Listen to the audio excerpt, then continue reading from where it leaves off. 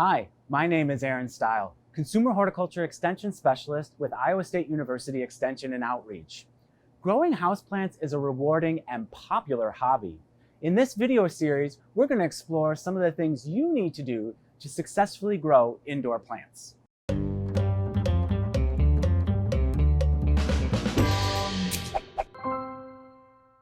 For many, watering correctly is the most difficult part.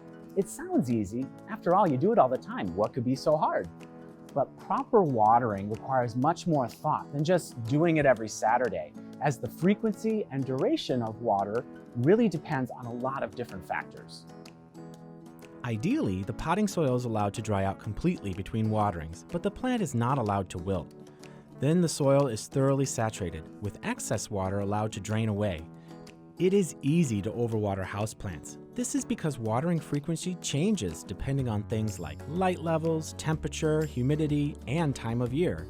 When you water on a regular schedule, you are almost always providing too much water for some plants and not enough for others. Instead, you should check for water on a regular basis.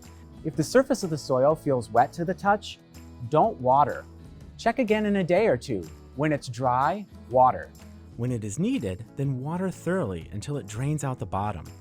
When potting soil gets too dry, it can be difficult to re-wet. In this situation, water several times to thoroughly wet the root system, or submerge the root ball for 30 minutes to allow the potting soil to soak in the water. Remember to remove any excess water that drains into the saucer. Roots that stay wet for long periods will rot. Water is essential for houseplants, but when it comes to fertilizer, most houseplants don't need a lot.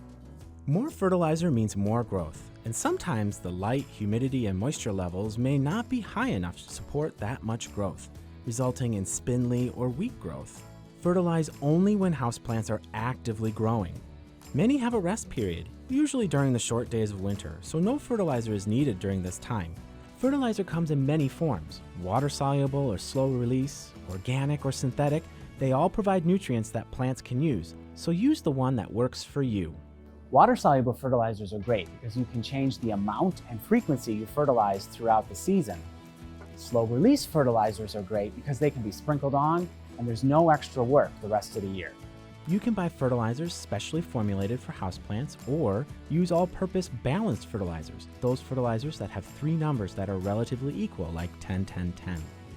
When using general all-purpose fertilizers, I recommend mixing them at half or quarter the strength outlined in the instructions, because houseplants grow slower than the outdoor plants the instructions on the fertilizer box are written for. Thank you for taking the time to learn more with us. Continue to grow your indoor plant care and growing skills by visiting our website.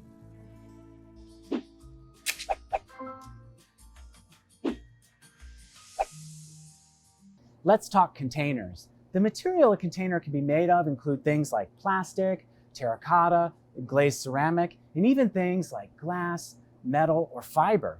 The most common are plastic and terracotta.